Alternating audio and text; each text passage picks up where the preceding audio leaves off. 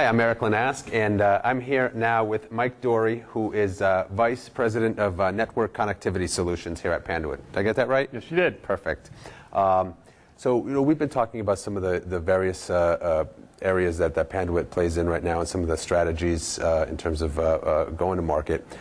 One of the things that I've been hearing an awful lot lately about, obviously, is deployment of not only 10 gig, but the introduction of 40 gig and even up to 100 gig data transfer solutions. What are you seeing in terms of that?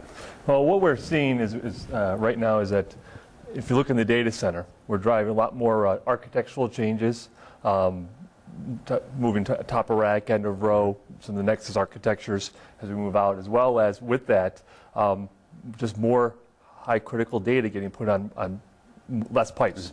And with the less pipes we're getting is that it's requiring a higher bandwidth on those through the different through the media. And that's driving the need, first of all, the need to go to 10 gig.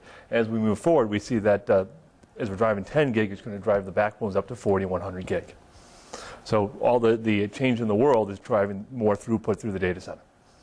And what is that actually doing in terms of the infrastructure in the data centers? Well, what it's actually doing to the infrastructure is actually putting a lot more stress on the infrastructure.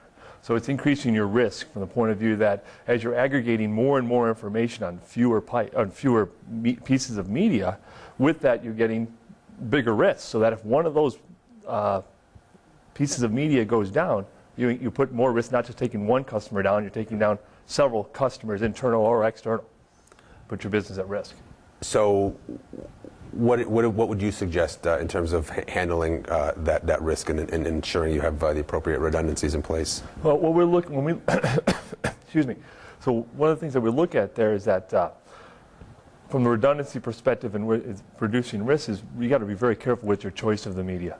Okay, you got to make sure that when you look at the media, you take a holistic look at it. Don't just look at is it copper, is it fiber? You need to say what's the overall, what's your application, what's your architecture, what's your performance needs.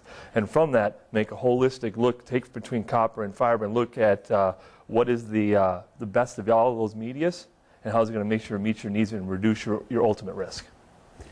Is there a tendency in the business world to simply look at, God, I need to deliver these services much faster, so I'm just going to throw in additional bandwidth without considering some of these things that you're talking about? Absolutely. And I think what you end up running into then is you kind of pin yourself in a corner.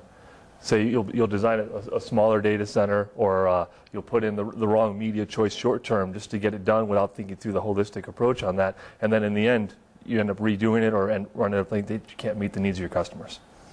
So what are you doing when you go in to a customer who's sort of potentially making that type of strategic mistake? Our first approach is to take a step back. Okay, what's your application? What's your architecture? And even take a step back further than that, what are they trying to accomplish? What do they need? What's your risk to your customer? What type of environment are you working in? And then deciding from there, saying, okay, where you're going, and what even today, and what's your tomorrow's needs? What's your needs 3 years from now, 5 years from now, and make sure we design the media choice to meet the needs of the short term and the long term, and taking into account what's your power needs in your environment. What is the size of your data center? Is it a larger data center? If it is, you may have to move more towards a fiber choice for longer lengths over 100 meters. What's your need 3 years from now? 3 years, 5 from now, is it 40, 100 gig? You're going to make a different choice for that than it is if you expect that you're at 1 gig today and you'll be at 10 gig tomorrow. So we have to take all those different views into account, and then from that, decide on what's the best choice to move forward with. In terms of looking at it realistically from a real-world deployment, where are we in terms of 40 and even 100 gig? Well, where you're 40 and 100 gig, they're not standardized yet. Okay, they're still at IEEE. They're still working on what is going to be the media, or not what's going to be the proper protocol, and from that, then they're still deciding on the media. So is it going to be 4 pipe, like for 40 gig, for example, it's going to be 4 pipes of 10 gig, parallel optics, and as well as on the copper side, 4 parallel lanes. So they're still choosing the media for that, and that choice should be finalized in the next couple months here. And from there, then we'll start seeing the coding schemes getting finalized, and once the coding schemes are all moved out, we'll start seeing pre-releases of 40, 100 gig hardware. and then ultimately drive into the standard, and then over the next, I think it's a year and a half to 2 years.